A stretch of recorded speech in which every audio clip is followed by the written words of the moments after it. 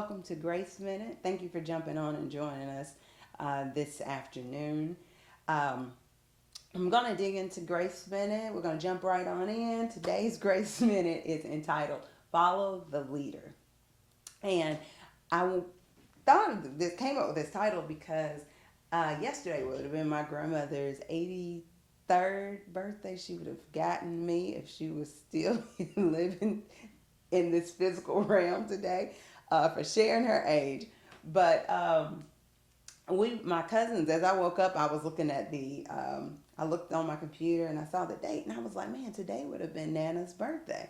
So I sent a message to all of my family, my cousins and aunts, and we just kind of, we were reflecting back on the memories that were created. And I mean, it was just nothing but great words of the wisdom that she's poured over in us over the years, and just how much of an impact that she left on our lives.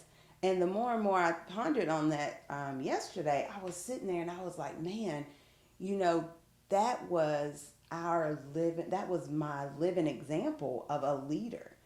Because for me, for all of us coming up, as before you come to know Christ, you have this example that's drawing you to him, this power that's on someone, and you're seeing this and it makes you want more and more of that. And you don't know what it is, but you want to know what it is that's on them. How, man, this person is really, they're doing this, and you're not seeing a lot of them in it, and it draws you to want to know what it is. And that's what with that, as I think back now, I'm like, man, as I lined as I was growing up, it was these things that were poured over the teachings, just seeing her example, her reading. It wasn't that she didn't make us sit down and read, but I saw her reading and studying the Bible. I saw her, going to church, and I saw how it poured over into her life by the way when things arose, little things. I never could tell if anything was going on because it didn't show. She didn't walk around and show hurt. She didn't walk around, even when one of my aunts transitioned, and she had so much peace on her. And it was because she knew that this wasn't it. She knew from what she was taught through the word that she would be fellowshipping and spending time with her daughter again. It wasn't the end for her. I remember she used to sit and talk to us about, she would talk, and she brought up one time something about transitioning. And I was like, why would you talk like that? And I was much younger, and I was like, that's just crazy. And she was like, Triana, I can't stay here, in her voice, I can't be here forever. And I was like, well, you don't have to talk about that because you're not going anywhere. And I always looked at it as if, okay, you're going to be here forever. But now I've come to understand what she meant by that. Because even though yesterday we pondered on the memories that we created, it just cut off for the time being. But as we transition into with the Father, we'll just pick up right where we left off again.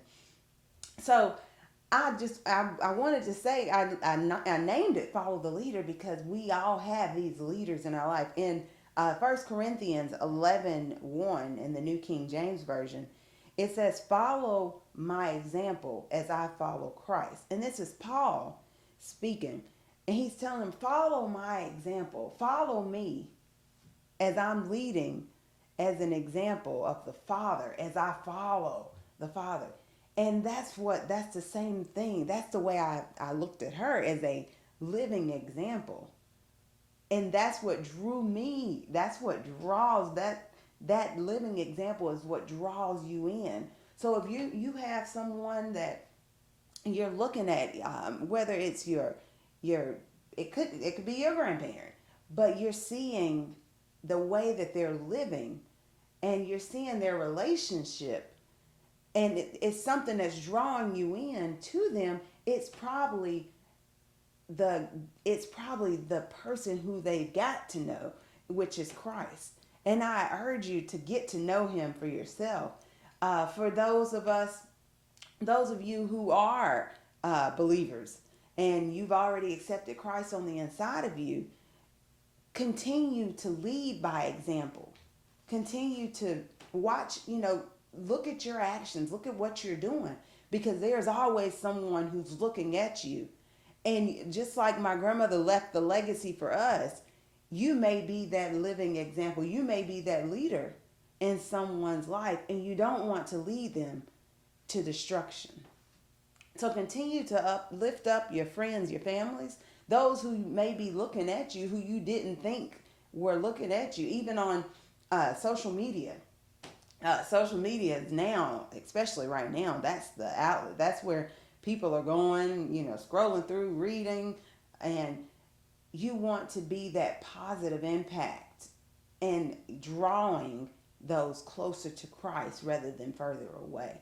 You guys have a wonderful afternoon. Thank you for jumping on. Thank you for joining me this afternoon. I pray that you guys have a wonderful rest of your day, and I look forward to fellowshipping with you tomorrow on tomorrow's Grace Minute. Bye bye.